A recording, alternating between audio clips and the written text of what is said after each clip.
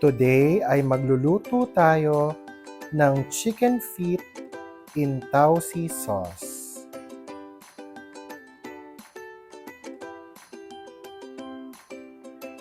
Magsimula na tayo.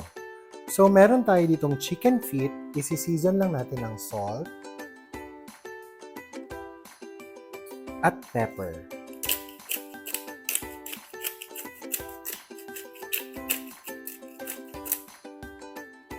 Ngayon naman ay i-coat lang natin ang ating mga chicken feet sa ating flour and cornstarch mixture. At i-deep fry lang natin ang ating chicken feet.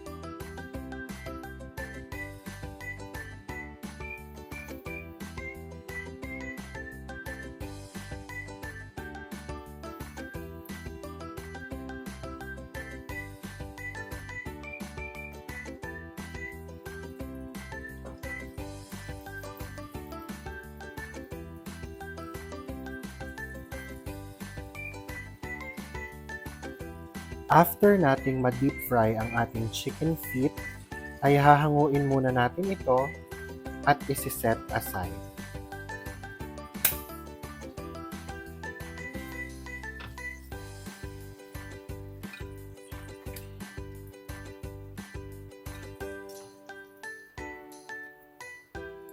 Ang next step na gagawin natin ay ilalagay natin ang ating piniritong chicken feet sa ating pressure cooker.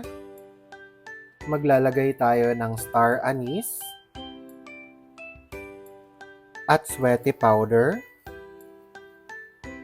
paminta,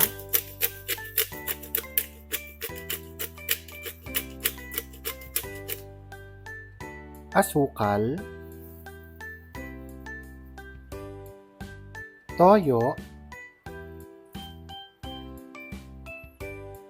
at tubig. Palalambutin lamang natin ito ng mga 15 to 20 minutes.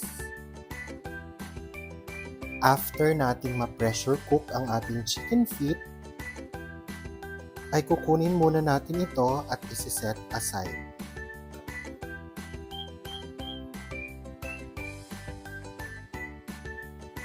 Ang next step naman natin ay magigisa tayo sa kawali ng bawang,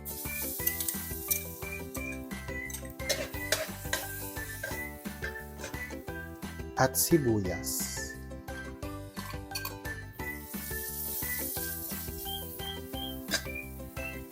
Igigisa na rin natin ang ating black beans or tausi.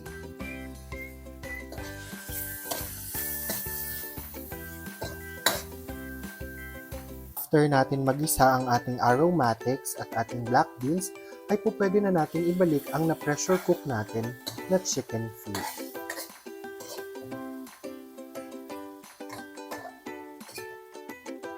Maglalagay na rin tayo ng sabaw mula sa pinagpakuluan ng ating chicken feet.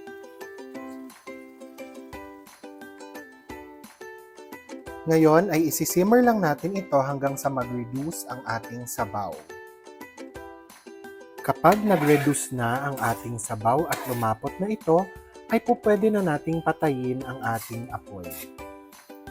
At ready na ang ating chicken feet in Tausi sauce. For more cooking and baking videos, please subscribe to my YouTube channel AJ Karel, and please don't forget to hit the like and share button and the notification bell para updated kayo sa aking mga videos. Salamat!